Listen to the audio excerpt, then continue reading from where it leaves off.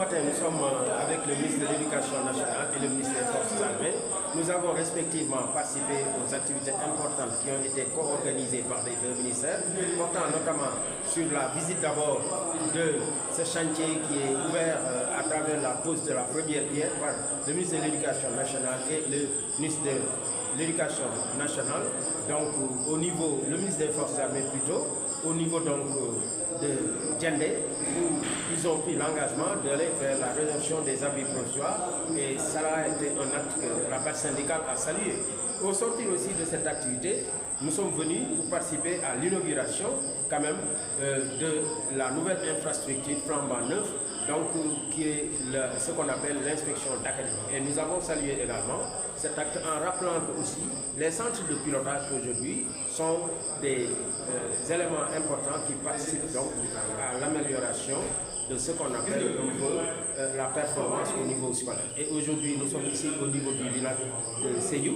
Après avoir visité, nous tenons à rappeler que déjà par rapport à cette école, il faudrait surtout comprendre que la visite des syndicats s'inscrit dans le cadre de veiller à ce qu'on puisse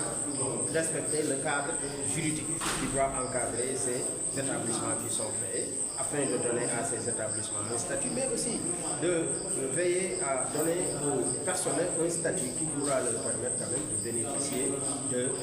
ces enseignements, apprentissages qui dérivent ici. Au-delà aussi, il s'agira de voir les conditions de déroulement des enseignements et de l'apprentissage, qu'est-ce qui doit être fait, qu'est-ce qui doit être amélioré, surtout dans le sens de la gouvernance scolaire, et tous ces éléments devraient être donc non seulement examinés, mais qu'on prenne en compte aussi les contributions de la part syndicale pour aller dans le sens d'améliorer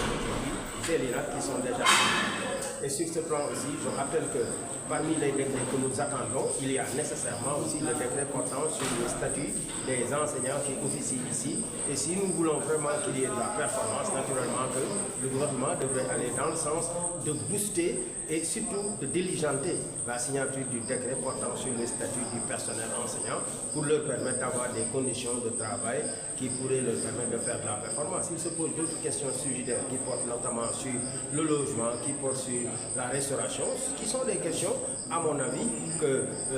au niveau même de la direction locale, qu'on peut gérer avec le personnel, d'autant plus que ce n'est pas un personnel très important et que s'il y a de la bonne volonté, comme c'est le cas, on peut trouver un modus operandi qui permettra aux collègues de continuer à en bénéficier pour aller dans le sens de maintenir la performance scolaire.